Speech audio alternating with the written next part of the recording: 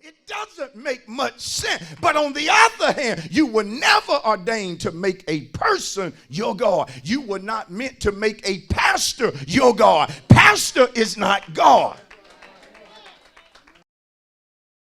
Psalm 146:5. Happy is he who has the God of Jacob for his help, whose hope is in the Lord his God.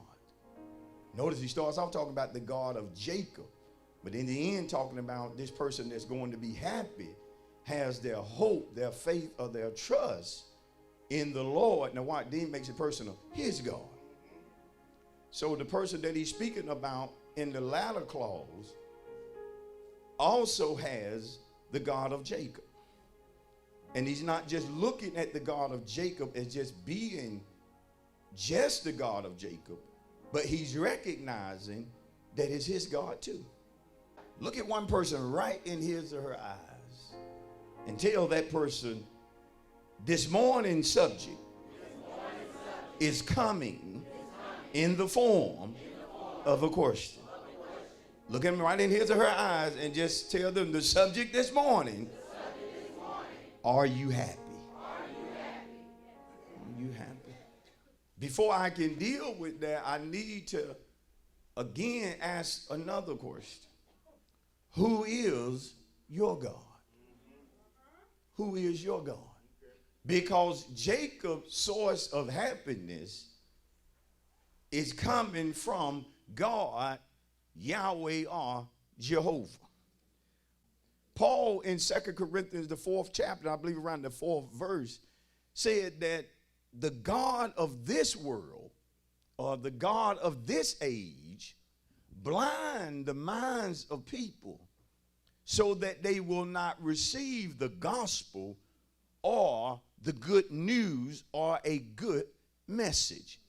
And so when you use the word God, you have to be careful, because in using the word God, you really don't know when someone uses the term who they're actually talking about. Even when our country says God bless America, you have to sometimes wonder with the condition of our nation, what God are we asking to bless us? Because when people use the term God, they are not always talking about the Creator. They're not always speaking of the God in the book of Genesis, the one that created the heavens, the earth, and everything that we see. And so you have to wonder again, or ask the question, who is your God? And like it or not, there are many people who are serving the God of this world. When it comes to who they are dependent on, when it comes to who they look to for help, they are looking to the God of this world, which is Satan. Now, you may be here this morning and say, well, Pastor, I don't believe in the devil. I don't believe in Satan. Well, it does not stop him from existing. It does not stop him from stealing, killing, and destroying because of your non-belief. But I say to you that if you say you believe in God, you must believe in the devil, because God was the one that talked to us about the devil. He's the one that talked to us about what the thief desires to do. He is also the one that talked about heaven, but he also let us know something about hell. Number one, that it does exist and that it is eternal. And so again, you have to ask the question, who is your God? Because when it comes to many folk, they have made money their God. And they will do anything for money. Because again, money is their God. They think money can solve any problem. If something happened, they feel like if they could get more money, they'll be okay. Because again, they have made money their God. And they trust in their money. You know I'm right about it. Many of us done talk to folk that just listening to them for a few moments, you can tell that money is their God. Things are their God. Natural possessions are what they worship. Quiet in the house.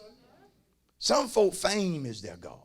They'll do anything to be popular. They'll do anything for folk to know their name. They'll hook up with anybody on Facebook. They'll let anybody be their friend. They'll let anybody post on their page because they just want a whole lot of likes. And they're willing to just about do whatever it takes in order for their popularity to go up. Even if that means it's putting their soul at danger. They are so into being popular that again they will do anything just to have fame. They'll do folk wrong if that's going to boost up their image. Oh God, I know that I am right.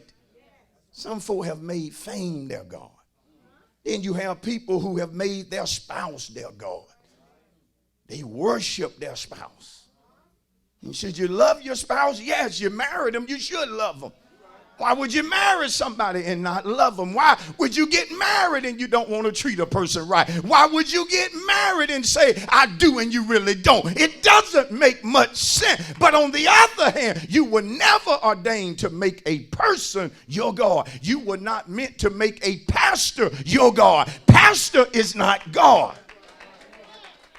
I mean, understand me this morning, because a lot of churches will take a man and try to make them their God. And when that man fails or messes up, it leaves them in a state of confusion because they had made that man, that woman their God. Who is your God? Why am I asking it? Because that's your source of help. Some folk have made their job their God. And even though they see companies shutting down left and right, they put all their confidence in their job. And that's basically what they love to talk about. Because you're going to love to talk about your God. I don't care what folk talking about. Some kind of way you're going to that subject so you can talk about your God, because people love to talk about their God. Oh Lord, why are y'all quiet this morning? If you say you should love talking about Jesus, you should talk about Jesus at your family table. You should talk about Jesus on the job. You should talk about Jesus at the mall. Oh, I am getting, y'all need to be clapping. If you say you love God, you should love to talk about him. Talk about what he's doing. Talk about how he blessing. Talk about how he healing. Talk about how he providing. Talk about how he making a way. Talk about how he doing this, that, and the other. When folks try to pull out, you want to talk about God. When they trying to be negative, you want to talk about God. Because people love to talk about their God. And don't tell me you've ever been around nobody, all they want to talk about is their job. They act like they own the company. You don't see any folk like that. They get so bold to where they say, we building a new building. We is. Folk make men their gods. Folk make teams their God. The Falcons is their God. They worship the bird, even if the bird don't make the playoff for 3 years. They still bow down to the bird.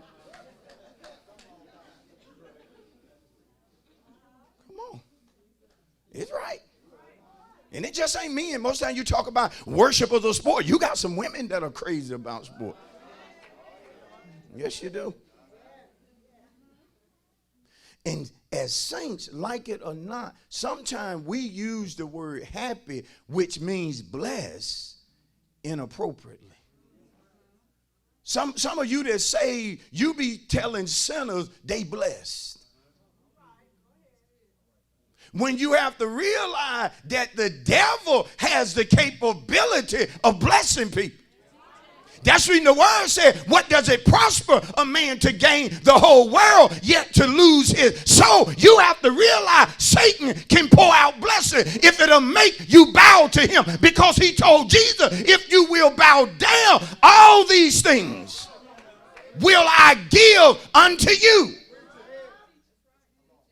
That's the reason you see foolish folk getting up, winning awards and accolades and doing foolish stuff. And then get them trying. I just want to first of all thank God for doing this. And I be looking like, doing what? God ain't got nothing to do with that. But you got to recognize the God that they are talking about. Do you feel me this morning? Look at your neighbor and ask him or her, who is your God? And finally, some of us worship ourselves. Pastor, I am my God. Let me give you a couple of things to let you know if you think you are God. Number one, you feel like you never wrong. Tap somebody and say, hello, God. Whenever you think you are never wrong, are you saying you are God? You never make a mistake. See how quiet it got? Because some of us, when other people wrong, we want to talk about it for hours. But when you wrong, you just want to move on.